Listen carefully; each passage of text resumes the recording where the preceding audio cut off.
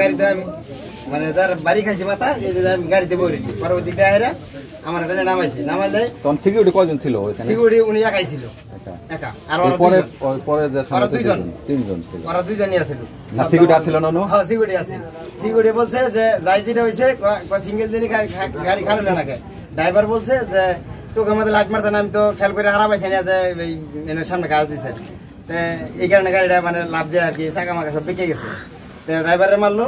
আবার উনি বলছে যে এতে একটা লোক যাবেন না আমি বলছি ঠিক আছে আমি আবার আমার হাতে টাকার ব্যাগটা দেখে এই যে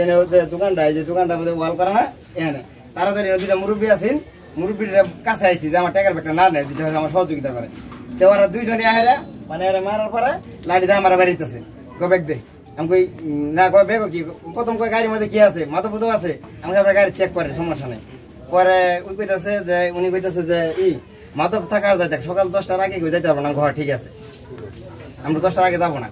পরে এটা কই ওই গাড়ি চেক করে হেরা কিছু পাই নাই আয়রা কত এত কি আমি কই এটা টাকা এটা আমরা মাল বেচছি কালেকশন করে আসতেছি তে